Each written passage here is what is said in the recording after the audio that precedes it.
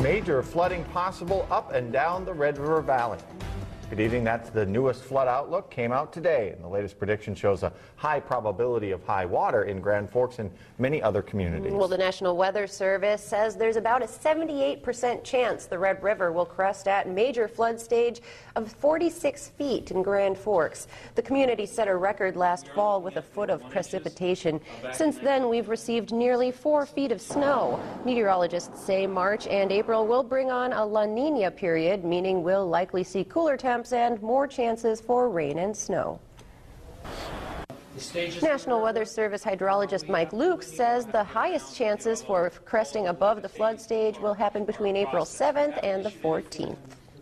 Well, 3 towns just north of Grand Forks also have an increased probability for major flooding as well. Pembina has an 89% chance of reaching major flood stage. If the river were to get above 53 feet, the southern part of town would need to be evacuated. Both Drayton and Oslo also face 83% chances of higher flooding after this latest outlook.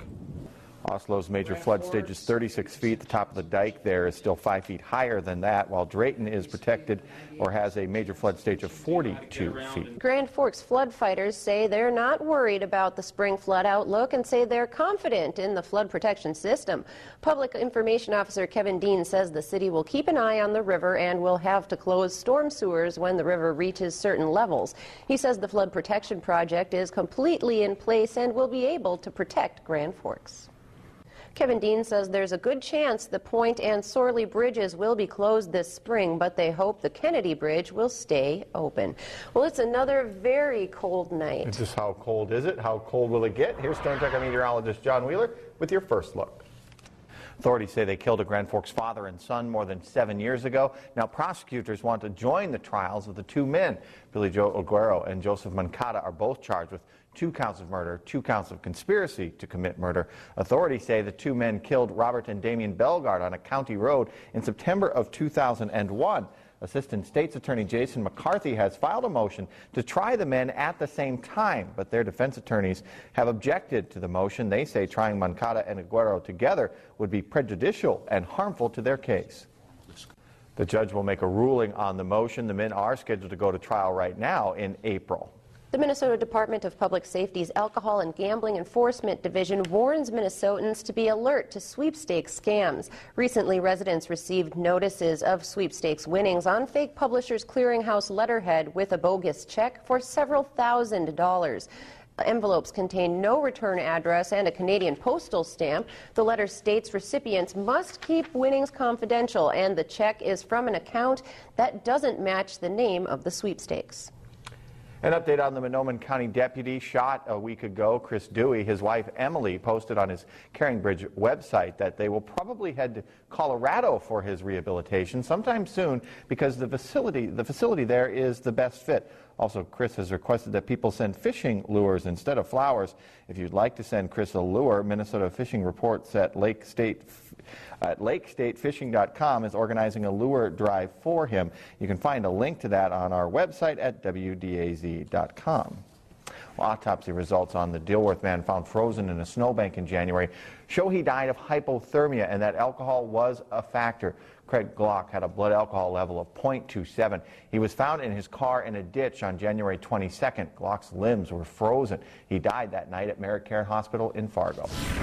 President Obama has officially announced his exit strategy for Iraq, saying we are leaving Iraq to its people. He pledged today to withdraw all U.S. troops there by the end of 2011. In the meantime, the president says U.S. combat forces will be gone a year from next August, leaving a contingent for training and security duty.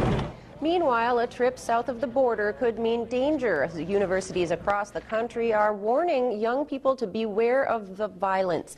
More than 6,000 people were killed last year as Mexican drug cartels fought amongst themselves and against the government. The State Department issued a travel advisory noting that the greatest increase in violence has occurred near the U.S. border. And Venezuelan President Hugo Chavez discussed Fidel Castro's health today after meetings with the former Cuban dictator.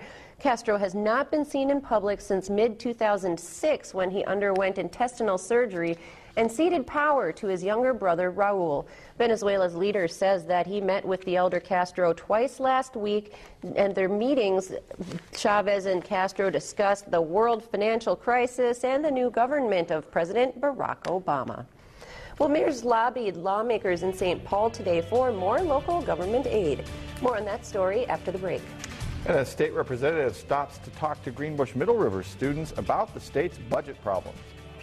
This bitter late-season cold snap will continue into the weekend. In tonight's Storm Tracker forecast. Minnesota Governor Tim Pawlenty is proposing a 10% cut in local government aid. Mayors from across Minnesota went to the Capitol to lobby for their town's state funding. Thief River Falls Mayor Steve Nordhagen says he didn't go to the Capitol because he's waiting to find out the final decision on the budget. But he's finding ways to save Thief River Falls money. Local government aid money that is proposed to be cut helps towns with police and fire departments, snow removal, and it also helps public libraries. State Representative Dave Olin says a revised number out next month could show Minnesota has a $7 billion deficit. That would be $2 billion more than right now. Olin visited his district in northwest Minnesota during a short break from the legislature today. He talked with Greenbush Middle River students about the budget problems the state's having and how it could affect them. Olin says the legislature is still far from deciding where the cuts will come from this session and how the federal stimulus money will be used. On his break, Olin will also look at the elk problem near Lancaster and also bovine TB issues in Roseau County. Well, the state's budget problems will likely affect many Minnesota school districts, and the Roseau School District, just one of them, it's looking at ways to cut $300,000 from next year's budget. That's right. As WDAZ's David Schwab tells us, declining enrollment and lower state funding for students means cuts for somewhere are unavoidable. Superintendent Gugesberg says the state is expected to help out school districts with federal economic stimulus money, but with a growing deficit, that money is now in question. Well, just how many students has Roseau lost? Here's a peek at some of those numbers. Leading up to 1996, the number of students grew by more than 350. However, those numbers went the other way over the last 10 years. This year, there are 1,282 students enrolled. Superintendent Gugesberg says that trend will likely continue as there are smaller numbers in grade school classes in Roseau. Well, there'll be no escaping the cold outside this weekend. No escaping, though, tonight. A very pretty scene, this celestial scene, as Venus and the moon were very close together tonight in the night sky. Yeah. Storm Tracker meteorologist John Wheeler is in next with your Storm Tracker forecast. The Alair Center is home to dozens of RVs right now. The annual RV show kicked off tonight at 5. All of them are from Budget RV in Grand Forks. One has a fireplace in it, another a deck. Despite the poor economy, they've already sold several campers at this event.